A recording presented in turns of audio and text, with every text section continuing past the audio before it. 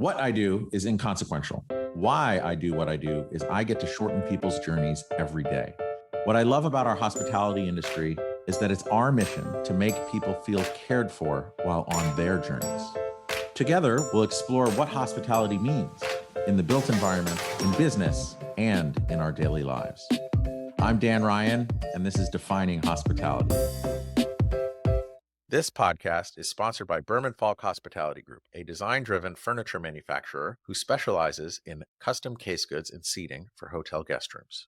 Today's guest is a skilled events guru. She's highly focused on enhancing attendee delight and building relationships. She brings over 10 years of experience in the hospitality industry, working previously for Merrymakers, NYC Events, Corinthian Yacht Club, and various F&B companies.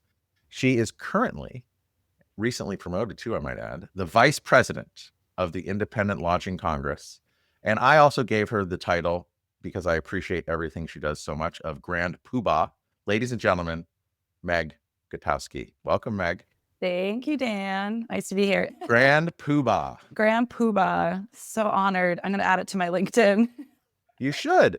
Actually, that's a great jumping off point because obviously I've been involved and on the board of Independent Lodging Congress. I think that it's one of the organizations within our industry that I just think on such an intimate level really presses people into a crucible and forces new relationships to bud and germinate, like those plants on the wall behind you.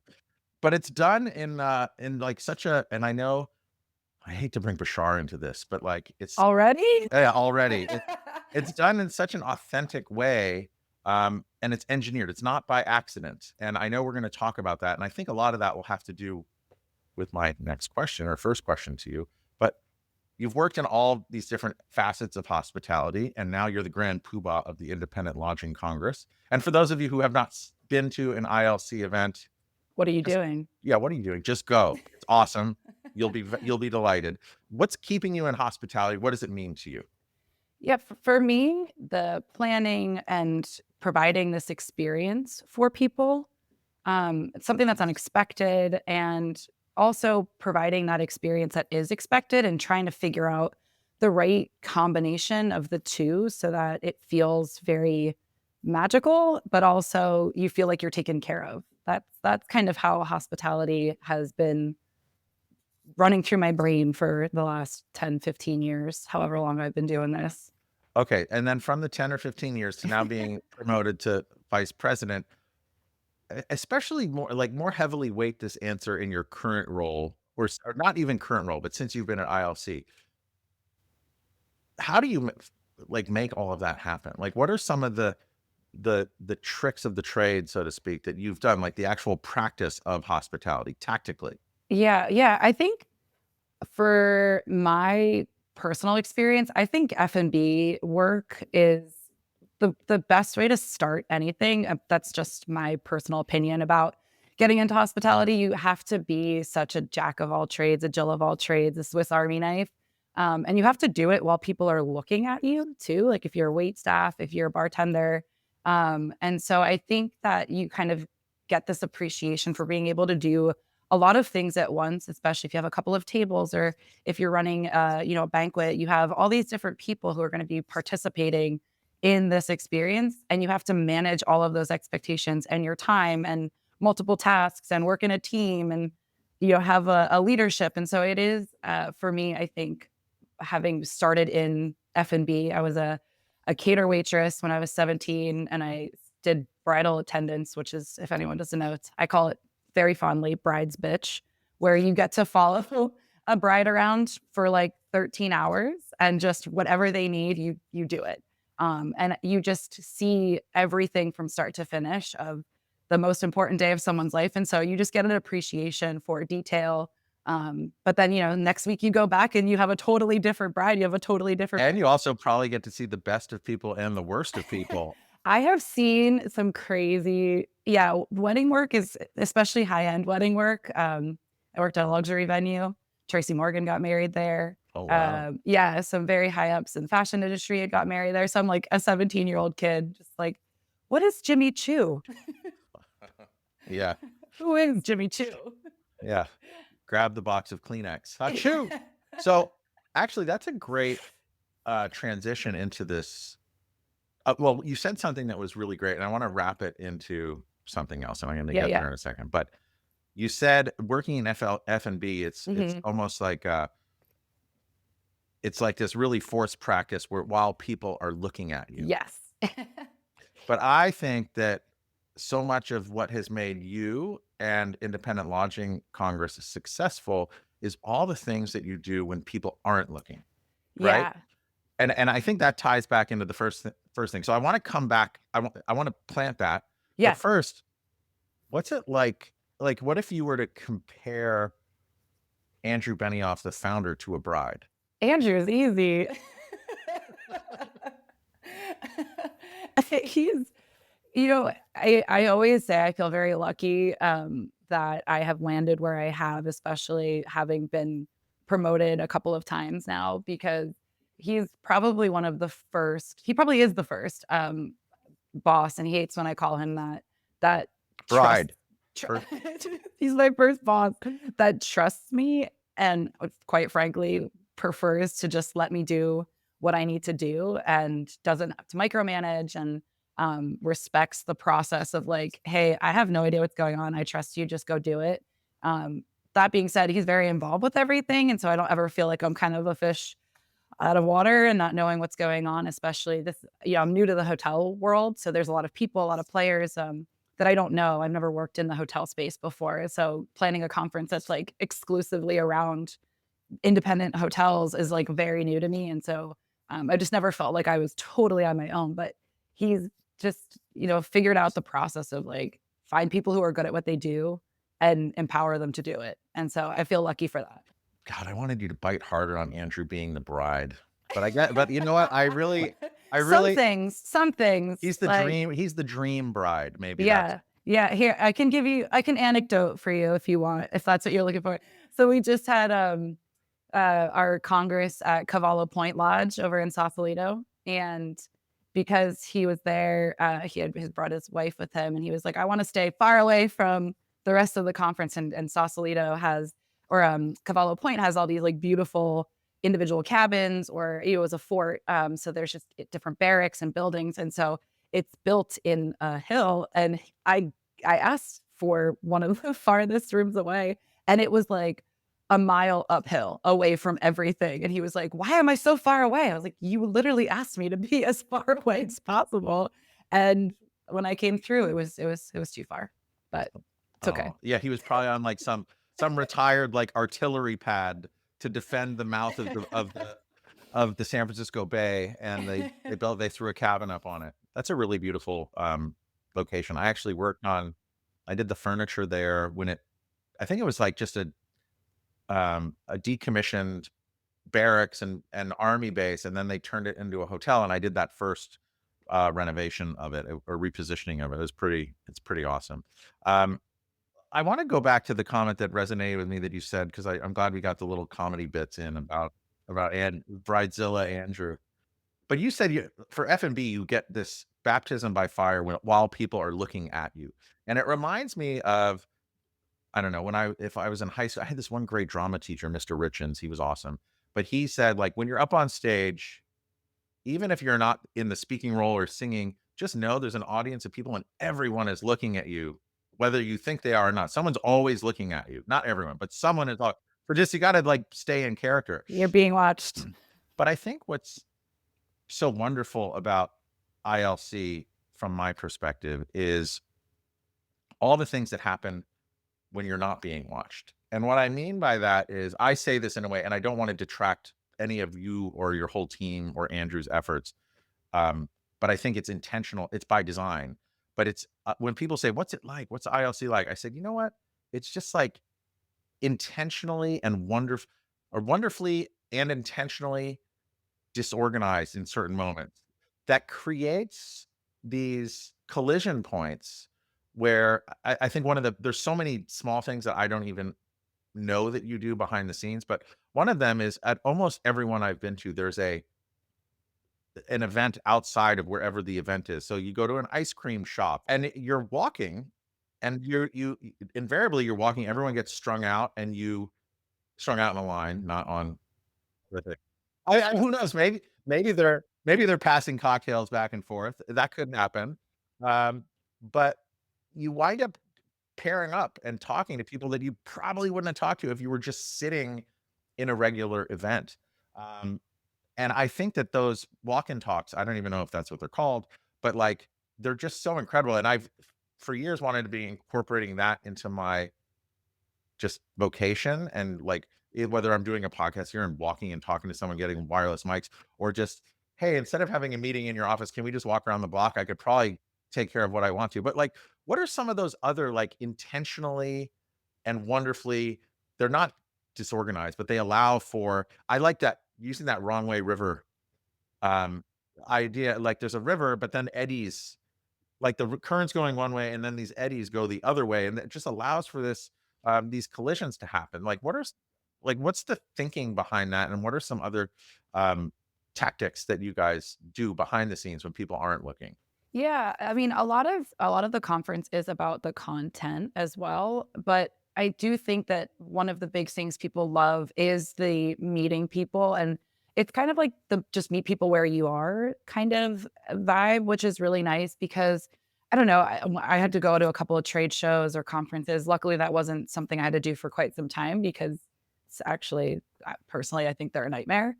I had to do bridal shows. I did like food shows when I worked more in like food based companies. And they just feel so stiff and weird. And I don't know. I just feel like people don't interact that way, or like you're walking around and you just feel like everyone's staring at you and like they all are trying to get your attention and your business. And you're like, you don't even want to make eye contact with someone because they're like, do you want to buy my Nespresso machine? And you're like, no, I don't. And then you have to like back out of this awkward conversation. And so one of my big focuses when I had taken this job, again, I didn't really know too much about the space, the content, but for me, as much of an outgoing person as I am, I feel very strange, like inserting myself randomly into conversations because you don't want to be rude or you don't want to, if someone's already doing something, you don't want to be, interjecting yourself in a space where you're not wanted. And so trying to just make it a very level playing ground in things like the immersive experience, which is the first day, or you're walking, or you're on a bus, or whatever. I call it like an adult field trip, is kind of how I look at it because I don't know, when's the last time that you like got on a bus with a bunch of strangers that like wasn't for transport purposes? Like you're traveling When somewhere. I was chaperoning my kids' field trips, yeah. Exactly, and so the concept of it is, like, you're sitting and you get put into a group and you're like, "Well, I kinda know that kid from the other class, but I don't really have anything in common with them," but then you're stuck sitting next to each other on the bus, and you realize, "Oh my god, we both love Spider-Man," and you're just, like, shooting the shit, and you figure out that you have something in common, and so creating those accidental on purpose moments to just initiate conversation and just kinda get the ball rolling, and it doesn't feel like you're impeding in somebody's business transaction or whatever. Trying to sell someone an espresso machine. And actually that goes into one of the things I actually appreciate about ILC is at the beginning and having hosted or MC'd a couple of those, it's always really important that you read the credo first. And I don't have the credo memorized, but for everyone listening, Why not? uh, well, I in spirit, I know what it is. I'll do my best to say what it is. But actually, this is the moment where I just want the listeners, imagine me holding like a frying pan. I'm hitting you in the face right now with this. Like, if you haven't gone to an ILC conference or you've been thinking about it, just go because like it's just so wonderfully different from everything else. And for instance, the credo goes something like, "Hey, welcome all here. I'm so glad all of you are here. We all have so many in common, whether it's you like Spider-Man, like you just said, or who knows. Um, just take your time to like pull the mask off, talk to the person next to you. Don't try and sell them anything right away. Like that may happen. Focus on like the heart of the person next to you. Focus on what their biggest need is. It might Mhm. have nothing to do with you, but I bet you'll know someone that you could introduce them to. Once you get to know them, then you can talk about the what you do. But we're Yeah. all there because of our shared why. How did but that credo wasn't always read. Do you know when the credo started being read? By the way, that was not verbatim, but that I say I got 80% of it. It was pretty good. Yeah, it is like connecting with genuine intention. Everybody is welcome, independent lodging, not independent lodging. You work kind of in hotels, you don't work in hotels. Like it is an ideas sharing as well. Um, and so it is very much just like show up as who you are as a person. And that kind of is enough for the rest of what you're trying to accomplish at the event. I actually, just because I'm interested in like human like activity, I started asking people after some of these events because I've been here 2 years now, and just asking people, what was an experience you had, or what are you looking to get out of this event, or what have you gotten out of this event if you come a couple of times, and a lot of people have very different reasons, which is really cool because then you don't feel like this enormous pressure for the ROI or I need to do 17 deals and I need to get 80 business cards. And that's just not the way it works there. If that's for you, that's totally fine. It's just not the model that works for us. But I've had so many people reach out to me and be like, I got a new job from ILC. I started talking to this person and now all of a sudden I work for them. And now all my products are in this hotel because I just walked up and I said, I loved your conversation. I've been following your hotel story for years. And then all of a sudden they get a phone call and they're like, hey, we met at this thing. Let's do business. And it just is that way where I think taking away the obvious of trying to sell to somebody makes it that much easier to actually accomplish what your business goals are. I'm so glad you shared that because what it made me think of, again, I want to tell a little story and I freaking forget her name now. She lives in Nashville, I think Nashville, and she works in insurance. She helps Elyse Kirby. Elyse Kirby. Okay. So I'm talking to Elyse Kirby and she's telling me what she does and she helps hotels. Like if all hotels have insurance, and I don't think she's necessarily selling insurance. She may sell insurance, but when there's a claim, you go to her and her company and then they'll file the claim and like argue in on your behalf so that you get the best possible outcome from the claim. And so she was telling me, and I was like, "Oh wow, that's interesting." And I don't remember if I had just been talking to Daniel Del Olmo, the CEO of Sage Hotels, or I think somehow he was saying something about insurance. So then I was like, "Oh my god!" And he was sitting like on a call over there in Asheville, and I walked her up and I said, "Hey, Daniel, when you're done, talk to her because I think it ties into what you were telling me about."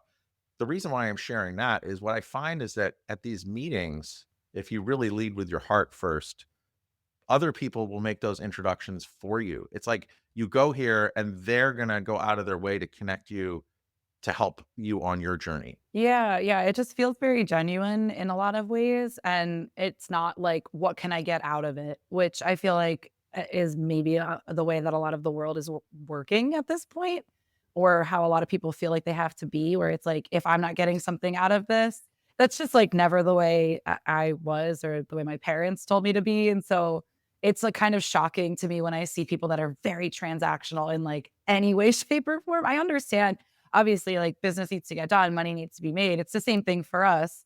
But yeah, it's amazing to see once you like just let it kind of fall off to the wayside, it gets done that Yeah. way. But yeah, I mean, Elise reached out to me after Asheville and was like, oh my gosh, I have some, boots on the ground there. Is anyone who's there need help with their insurance claims after the crazy hurricane that hit them? And so it's just like things like that where it is really cool to see that the connectivity continues on and it doesn't feel like, hotels are the client and everybody else is the vendor. And some of the vendors have told me, um, quote vendors, I forgot that people can't see me.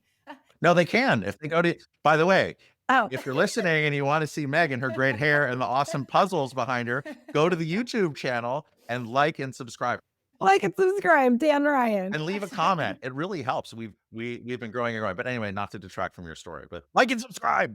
I have no idea where I was going with this. What was I saying? Elise, Asheville, meeting people. The vendors, yeah. So the vendors of our community have created really cool relationships with each other so that it's like, hey, I might be an operating system, but like the hotel that I'm currently working with, they're not interested, but they're looking for new, procurement for their bedding.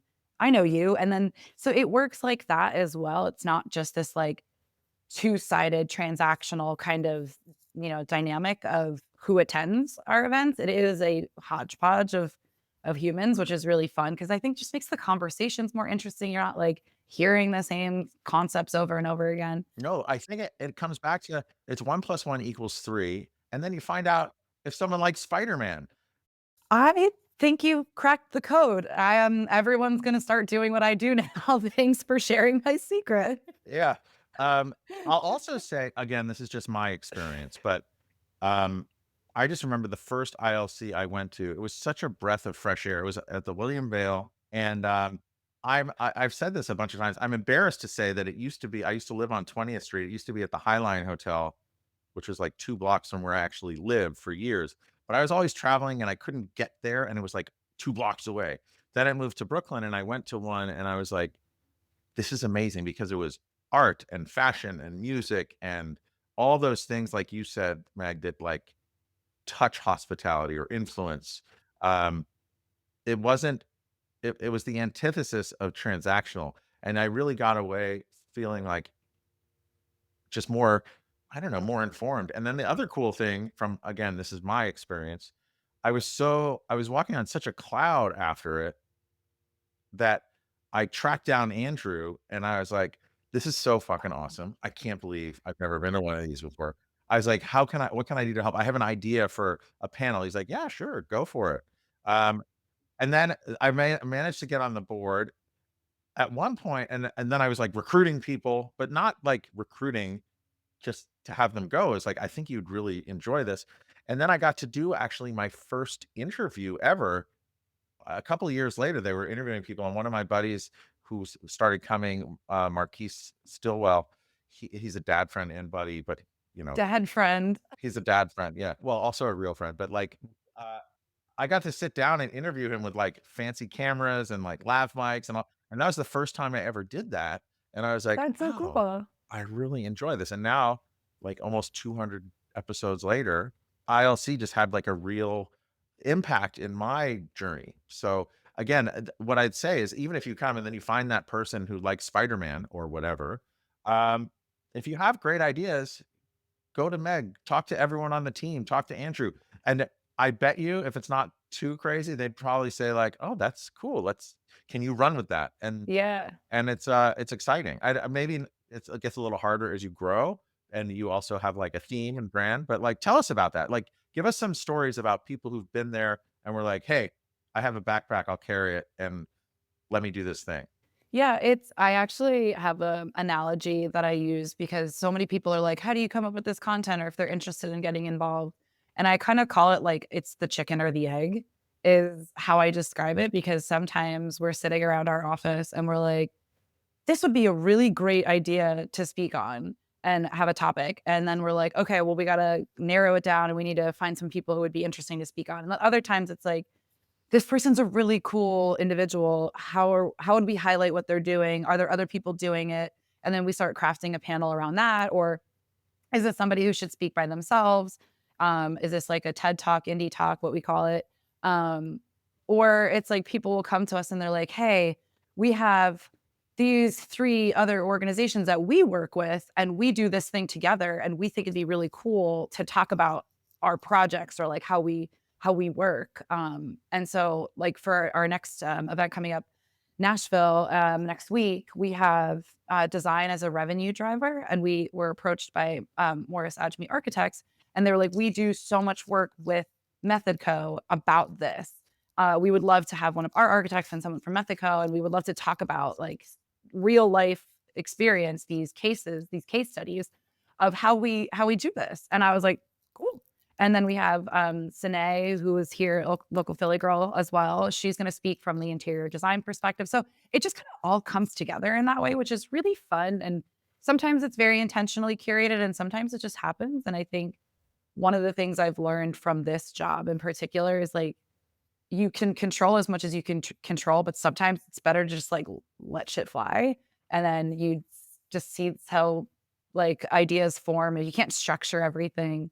And we started doing that with some of our panels at the end of the day in Asheville when you were there. We did the Wheel of Hospitality, which like had nothing to do with a specific topic, but it was just really cool to have people who are pretty well known in hospitality, Daniel Delma, Alexis Landman, and Jen Parks, sit up there and get asked questions like, what's the best vacation you ever taken? And you just hear this like really personal anecdote, or like, what's a hidden talent, or what's your favorite food? And then all of a sudden there's tequila shots being taken on stage. And it's just meant to like humanize some of these people, make them approachable, or, I don't know, I want to do business with them. Wow, I didn't know this thing. And then it just gives you this impetus for like a conversation piece. And so it is what you said, like intentionally chaotic. I call it organized chaos. I feel like that's what my mom used to call like our entire existence, was just like organized chaos. It's fine. We're all here. We've made it. So I use that phrase a lot, where it's like it is chaos, but it's organized and it's intentionally that way. Because what is fun, having everything scheduled out for you all day, not knowing what's going to happen. You got to have a little adventure. And I think that that's really where the people that come, whether it's from design or technology or ownership or operations or insurance or whatever, the tribe that shows up at these events are really, I don't know, it's much more in tune with the why we all do what we're doing, not the what. And it's like you can go there and just and walk away and be inspired. And it's actually interesting because since I've been going, um, I don't remember when the first one was, but the first one I went to, but the independent space has really grown so much, and it's taken notice. And notice has been taken by the big brands, and they're on the acquisition path and trying to do that. But I think that there's something about independent hotels that no matter how much money and capital is flowing into that, because they see that this is where the revenue and the profit is really growing the most in our industry, there's always the opportunity to stay small and stay independent. What are you hearing about that from the seat that you sit in?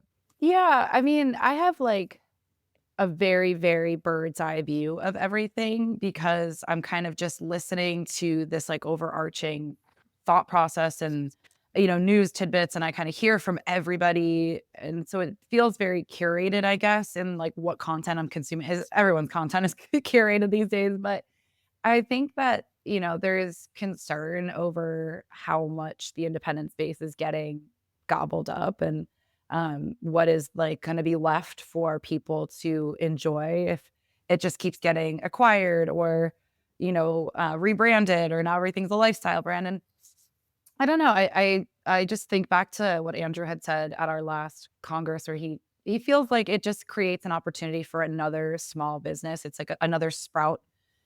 If that, whatever brand it is gets snagged up, if it's like under Canvas or Graduate or whatever, now it is under a larger umbrella of Hilton. That space that existed is now open. It's a little, it's been harvested. And so now that space is open for another small business to fulfill it and grow. And so I think it's concerning to some people, but I think, maybe some people want to be expanding or franchising or being that can be their goal. Um, but it just goes to show that there is something very cool and hard to imitate in this space, that there's no way of just creating it. You have to buy it. Yeah. So I think that's something that's always going to exist in the independent space. You can't, clearly these people would rather just buy it, and then they can't figure out how to recreate it. So there is always that opportunity to continue to create, which is very cool. Hey, everybody. We've been doing this podcast for over 3 years now. And one of the themes that consistently comes up is sustainability. And I'm just really proud to announce that our sponsor, Berman Falk Hospitality Group, is the first within our hospitality industry to switch to sustainable and recyclable packaging, eliminating the use of styrofoam. Please check out their impact page in the show notes for more info. Yeah, I think that like using that river metaphor, the river's going down, and then these small businesses and the most local connection point is that eddy that swirls. That's the vacuum that the independent hoteliers will always, and not just hoteliers, independent restaurants, independent, Yeah. it's like a laboratory And again, that's why it's a unique tribe of these, I don't know, creators that are always drawn to ILC. Yeah, and I think that there's things to learn from both sides, right? Like scalability or like brand consistency and all these things when you have a large chain. Like if a smaller independent organization is trying to expand, learning how do you do that across like the whole country and how does that work? And so that's something we can learn from some of the brands. And so I think that there's space in the sandbox. I'm just in my childhood mode today, space in the sandbox for everybody to play. It doesn't have to be super competitive, but I understand the concerns. It's always like a worrisome thing to feel like, okay, is there gonna be any independent spaces left? I think the answer to that is fundamentally, of course there will be. Yeah, I think so too. The money may go to where they see the growth and they may scale it, but then that independent, I don't know, interpersonal, very unique thing, when it rubs up against scale, it doesn't do very well. It gets diluted. But that's not to say that there's not a place for it. I think everyone can. When I was I don't know, I was in some course and someone said, "Oh, read this book on building a franchise." So in one of my businesses, I was like, "Well, I don't want to build the franchise, but it sounds cool." And then what I realized is, okay, franchises are not for everyone, but if you follow all the things in that franchise book, as far as building culture and people and processes and systems and that are replicable with good graphics so that anyone can follow and that you could get all these other people on board to become raving fans, that's great. That can serve everyone, whether you do a franchise business or not. And I think we can all learn from these much bigger behemoths because then if you look at like all the technology people that have come into ILC, that it's just geared towards that fragmented. It's almost like they've come up with all these different um, products that help these independents all over the place stay lean and mean and like be able to plug in whatever new technology or new guest desire wants. And like it's a marketplace for all of that where you don't have to be crammed into like this big. I'm out over my skis now because I don't know much about the hospitality operations technology, but it's like it's a breeding ground for all these cool new innovative ideas. Well, yeah, that means you should just come to Cultivate, which is April 22nd and 23rd. How do you like that plug? That's great in New York. In New York at the Park Lane with HTV, Highgate Tech Ventures and Highgate Hotels. What's cool is the tech thing is not my jam at all. And I went to one of those in New York and I was like, okay, this is really cool. I appreciate it. But you know what? There's a lot more people in here that are way more into it than I am. And I love it. I think by the time everyone's listening to this, your Nashville event would have just happened. But let this be like a little insect bite that you want to scratch because again, they have the one in New York. What's the one after New York? Yeah, we're gonna be in Chicago for another confab. So, the confabs are meant to really highlight a local, community, the local F&B, the speakers, the topics that are really important to that space or unique hospitality facet that you can find there, and we call them B cities, Philly's B city. It's an A city this week. Don't tell Chicago that. Although they are the second city, just I for know, the I record. know. But yeah, not in New York, not in LA, not a San Francisco, not Yeah. Miami. So it's meant to be like, okay, what we were in Asheville. Like I don't think many people are going through Asheville just, for business unless it's like really tailored to that. So we want to highlight some of these really cool hospitality spots. And we try to bring in speakers and businesses and hotels and organizations and art that are from there so people can really get inspired by that and take it back to wherever they are from. And then Cultivate is our innovation focused. So it's a lot of tech, it's a lot of investment, new ideas, AI, just things that are different in the space Mm. overall. What marketing opportunities are changing with technology and humans versus bots. When is the confab in Chicago? Do you have it on the top of your head? So it's gonna be sometime in July. I will hopefully have an idea of that, by the end of this month, but it's, February is the longest, shortest month ever. Mm. But we are going to be in, Miami for Congress this year, and that is gonna be October 21st to the 23rd. I did jump all over that one already to give myself some extra time.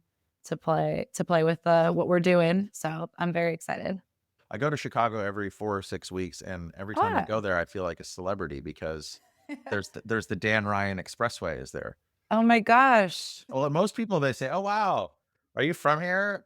And then they start complaining about the traffic. So, one of the things is just on the when we did a congress in Miami before, we went to this awesome art museum, or you walk through Wynwood and you get artists speaking to you, Mhm. and then invariably you're talking to that person, figuring out if they like Spider-Man or not. And I don't know, it's just not the huge. It's not the huge, yeah, and, like, again, it's funny that you've pinpointed that it is, like, organized chaos, because some of it is just, like, I'm at the mercy of what's gonna happen, like, I plan as much as I can, and I really am super, super crazed and detail-oriented. I know I come off probably very laid back, but that's because everyone sees me after I'm done with all of it. But in the office and everything, it's just, like, the amount of detail and focus and thinking about timeframes and, planning for human, experience. How long is it gonna take us to walk from point A to point B? Is it gonna be raining? How hot is it gonna be? Is this panel gonna go over by 5 minutes? How far is the green room from the stage? So just trying to plan for things that you would probably never stop to think about how long to plan, or, "Okay, we're gonna do a coffee break. How long is it gonna take me to get everybody to stop talking to go back inside and start the programming again?" And so trying to plan humans is it's a fun challenge. I think that um, it keeps me on my toes. Cat herding comes to mind. Hey, cat herding, everybody get in. I mean, yeah, I have figured it out to as much of the science as I can, but it's still, you never know what's gonna happen. Like in Asheville, it just happened to be god awful hot, Yeah. and it was like, me being from a city, I'm like, "Oh, 15-20 minute walk is very normal for me." But you know what? Actually, what I would say is the heat actually made that all the more special because we were sweating our asses off walking down this hot valley, which was totally submerged in the hurricane, by the way, and like wiped out there. But we went to this awesome brewery, and that beer was freaking amazing because it was like the elixir of life and cold, and it wouldn't have tasted as great as it, or maybe it would have, but it's just that that journey we went on made it taste all the more better. And it's just funny too, because like I had met the GM, and I think he's now also part owner, and I can't think of his name. I'll come up with it. Um, and he was like, we chatted on the phone briefly, and I was like, "Hey, can you, give a little talk? Can we talk and see through the brewery and all that stuff?" And then when we got there, he was like, "Yeah, we can do that. That's great. We'll have a couple of beers." I was like, "Cool." When we got there, he like stood up on the bar and started like talking to people. And it was like just a really dynamic, and I could Lucius, Lucius, thank you. And I was like, he I was can't awesome. he was so awesome. And he was talking about, like the funny things about the bar, because like some of the wait staff had thrown pens and things into the like molding up at the top. And, stuff like that. I can't plan that, but like you just kind of find these unique hospitality spots, and you kind of just let people run with it. And that's what's really fun, is just like the experience. And we had a similar thing happen in Denver. We had done a walk and we had checked out a couple of things. And Paul Tamburello, and I can't remember his company's name, but he has a bunch of restaurants, and he does a lot of adaptive reuse. Mm. He has Ophelia's, which used to be I think a brothel at some point, and like turned it into a really cool like cabaret and a place for bands, and you're up on the balconies. And then he had taken a morgue and turned it into a restaurant, like just really cool concepts. And so there's a bunch of restaurants there. It's like Love is the name of all of them together. And he has this cool spot called Little Man Ice Cream. And I think it used to be a farm storage for feed, because it's like a big, tall building, like an industrial looking building thing. It turned into a little ice cream shop. Was that the one where we walked up the hill? We walked over the freeway and up the hill? Yeah, you gotta walk Yeah, all that the was way up. awesome. So we get to the ice cream place, and they were expecting us, we had told him, and Paul had just, like, told the kid who was working there, like, "Don't charge anybody,"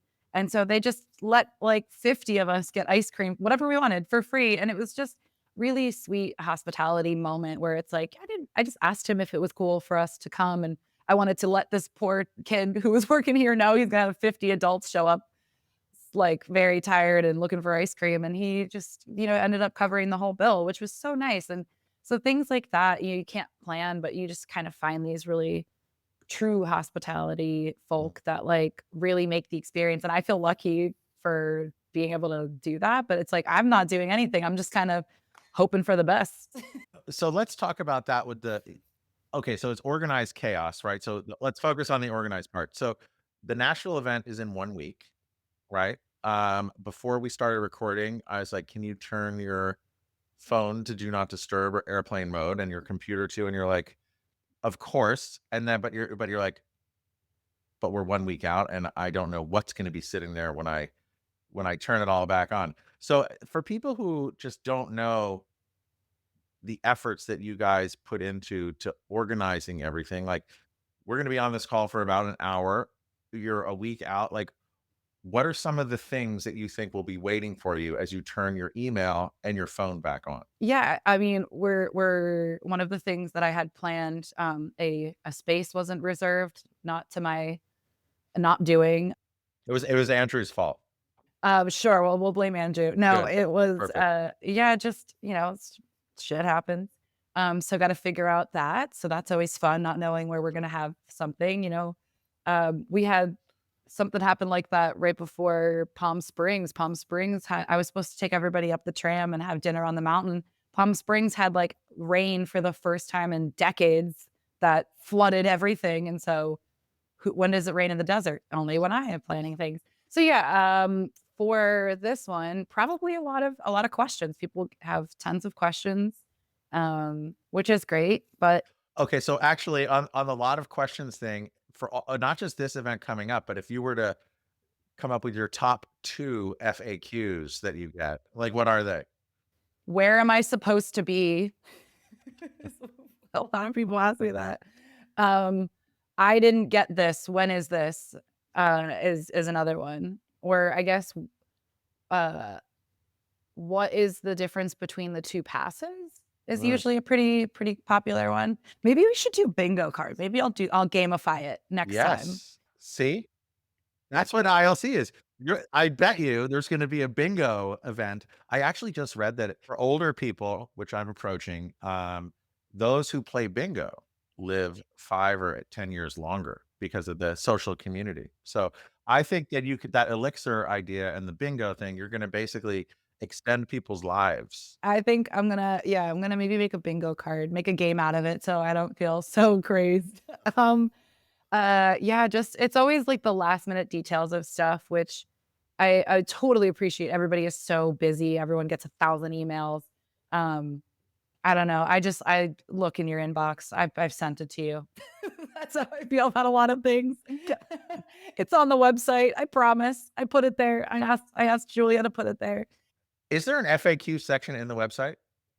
There's not. I mean, I guess we should see if we can. I mean, each of the events is very different, and so it would be kind of challenging to streamline that, Mm. just because like the information is very different. But yeah, I mean, I think we're still a small organization. I think people, which is a great compliment, that people think we're much larger, maybe much um, more streamlined than we actually are. I mean, there's 4 of us. It's the most employees that have ever worked at ILC. It was always like 2, 2 and an intern, and now we're 4, and so it's still not a lot to do tons of it's 4 events over the course of the year, which also includes, like, going out and scoping out and research and, um, all of the things from speaker coordination, F&B, hotels, figuring out, experiences, booking things for people to do, and so it is a very powerful but small organization. So when we're very, like, human driven, like, I used to joke, I'm like, "We're 4 kids in a spreadsheet," is, like, what we got going on here. 4 kids in a spreadsheet is, like, pretty much how ILC runs. Um, and we do great things, but, we're not this, like, high-tech big machine operation that can No, you need Richard from Muse to, like, build you an ERP just for you. I don't even know what an ERP is. Exactly. It's more than a spreadsheet. It's more than a spreadsheet. But yeah, so I think we're still very grassroots and analog in a lot of things that we do, which is fun. But yeah, I mean, patience for us kids with our spreadsheet is always great. Um, I know you shared the story of going up to the top of Palm Springs and the flood, but in your tenure, what's another situation that captures the spirit of ILC when, like, it just all went sideways, but it turned out great? Oh my gosh. I feel like I will talk about Asheville a lot. Asheville was such a special place to go to. I'm glad that they're recovering. But Asheville was one of the most I've ever felt a community embrace us as like, okay, an event's coming here. We had Vic Isley from Visit Asheville. She was so kind to like assist with a lot of things and meet me. And when I did a tour, one of her team members came and I had met, so it was Rob Blood had actually helped me with a lot of the planning and where we should go and what neighborhood. And so right off the bat, we had Lark hotels. Like we had really just met. Now he's on our board, but we had really just met. Like he had spoken at one of our events, and I said I was going to do this, this, and this, and he called me and he was like, "No, no, no, no, you want to do this and that and this, and I'll introduce you to this person." And it was just really cool to have all of a sudden like someone who has nothing to do with what I do take a minute out of their day to be like, we need to figure out how this is going to be a better experience here in Nashville for you. And then I had met Amy from Hatteras Sky. I'm blanking on her last name. Michaelson Kelly, Thank you, Amy Michaelson Kelly. She had been introduced to me because we were at Lark.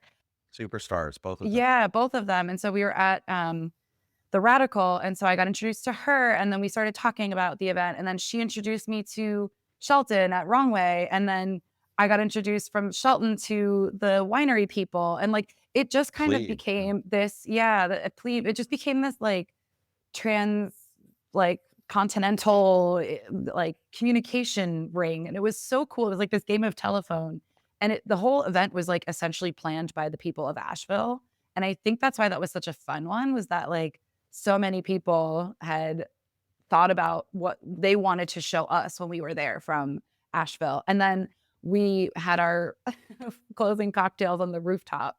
The taqueria, they were so great at Asheville. And like it's a husband and wife team that runs Gray Eagle and the taqueria there. And they were just amazing.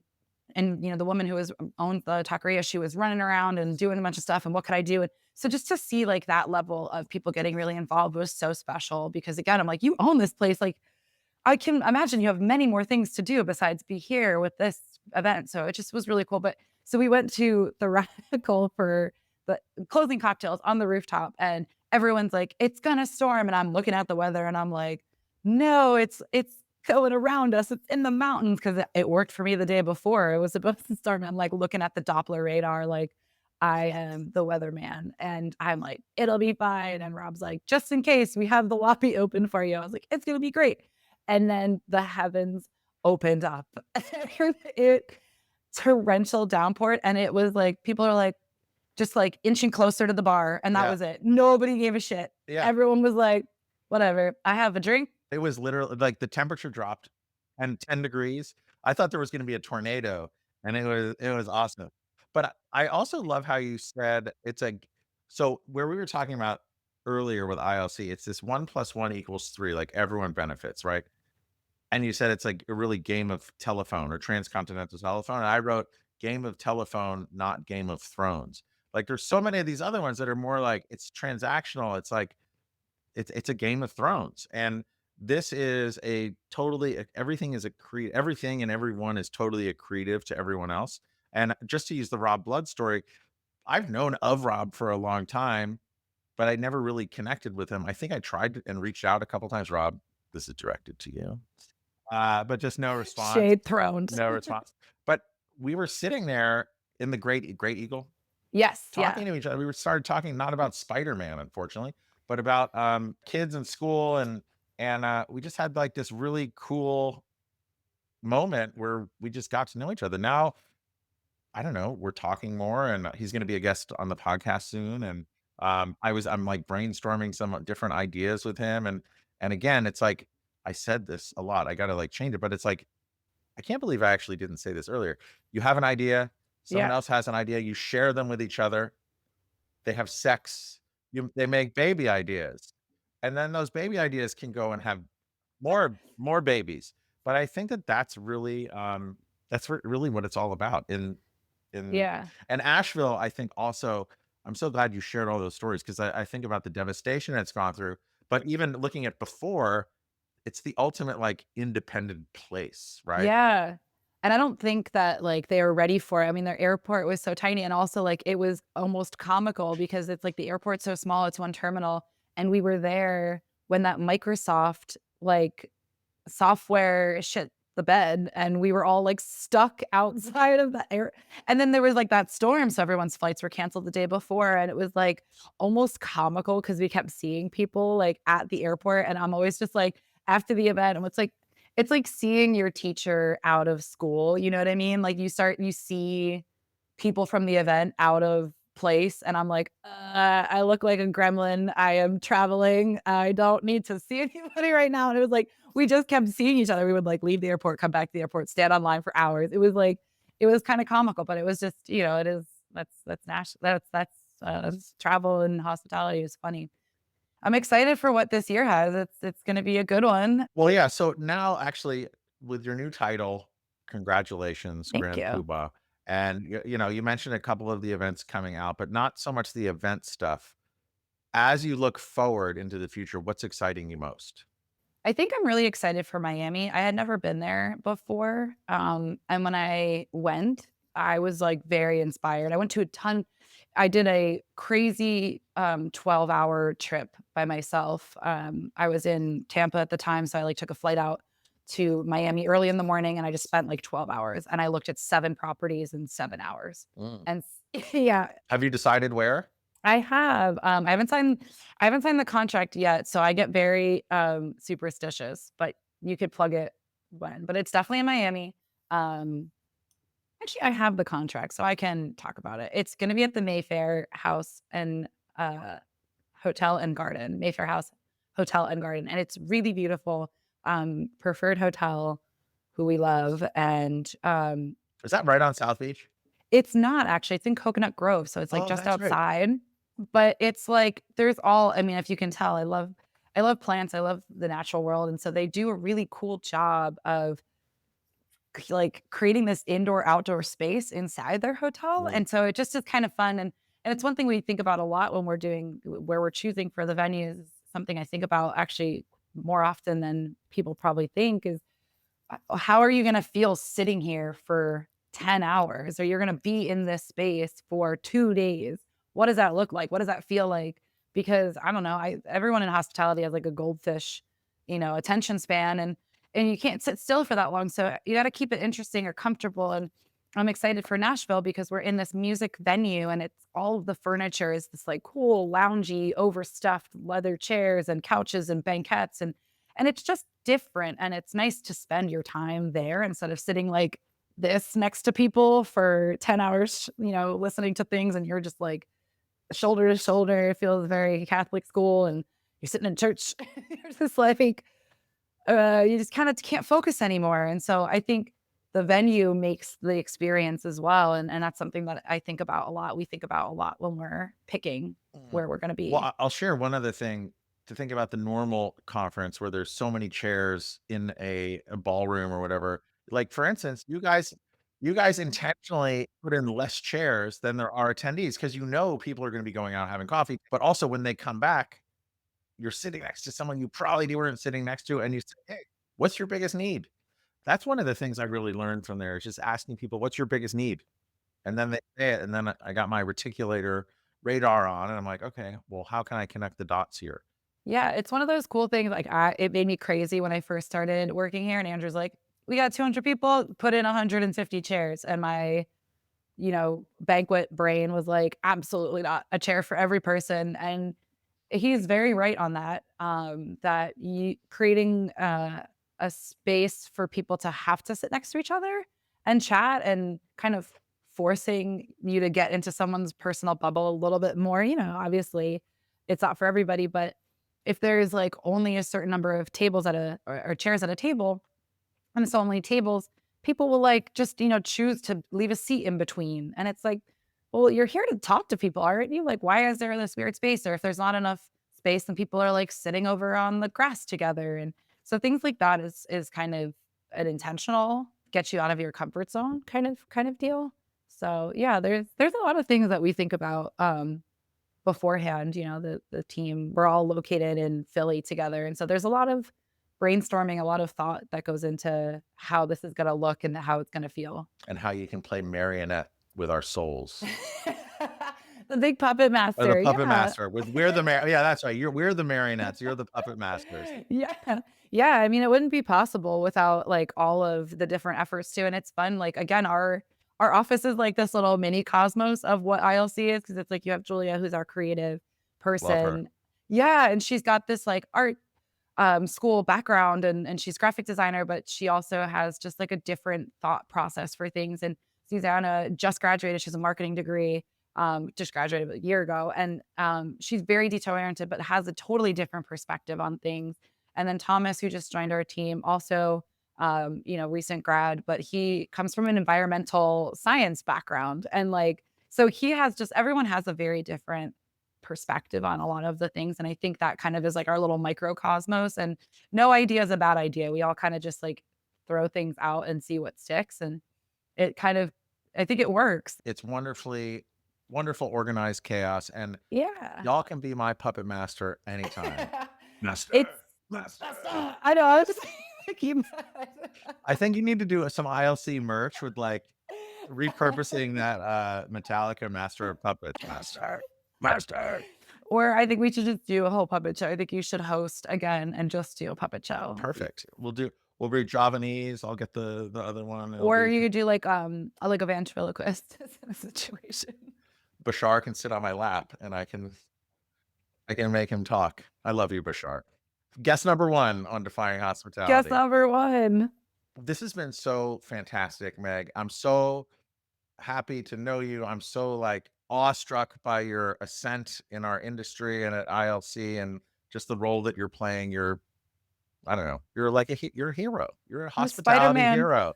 You're my, yeah, you are my Spider Woman. Yeah, Oh, that's see, me. you can do it this way or this way. Master or Spider-Man. Oh God, everyone's got to watch the YouTube for that one. I was gonna say people need to turn their volume down by the Yeah. end of this. If people wanted to learn or connect with you or learn more about ILC, what's the best way for them to do that? Yeah, LinkedIn. Follow us on LinkedIn. That's where a lot of updates are. There's also really cool content, always, you know, keeping people up to date on what's going on in the industry. So our LinkedIn, definitely follow Independent Lodging Congress. Or me, Meg Gutowski. I am also on the LinkedIn. And we have a really fun Instagram page. It's again, we like funny little curated things that is just gives you a little sneak peek about the personality of ILC. I think is a fun way if you're interested in understanding like the brand a little bit more and the feels of it, less information, more vibes. We have Instagram as well, and yeah, our website's up and got answers for you. Well, congratulations to you. I Thanks, appreciate Dan. you and ILC so much. Everyone, if you haven't gone, you're thinking about, just fucking go. Do it. Just Just do it. fucking go. Do it. Just go. And then, yeah, so thank you. Thank you for being here and sharing your story and your experience. I appreciate it so much. It's very sweet. I appreciate it. It's very strange to be asked questions about what I do and what do they call it? Imposter syndrome. The imposter syndrome is real, but I appreciate the time and the questions, and I always will sing some death metal with you. Yeah, and keep yeah. So that's the other one. You got to make a. Meg makes great mixes. She gave me a good dad rock mix on Spotify. Now you got. I think you need to do like a little metal one. See how it goes. The journey through to the halls of metal. Um, but also most importantly too, thank you to all the listeners who Yes. inspire me to get up and do this every week, and also to attract great guests like Meg and ILC and everyone else that's out there, and Rob Blood, who's coming up soon. Um, Wow. it all started at ILC, and Amy Michaelson Kelly, the wrong way. You know what? I got to get Lucius on. That's You the one that's do. missing. Yes. I I wrote down his name. That's why I had to look it up and remember. But Asheville strong. If you haven't planned a trip there, go. Um, yeah, And thank you. Pass this along if it changed your mind about our industry, ILC, or anything. Appreciate it, Dan.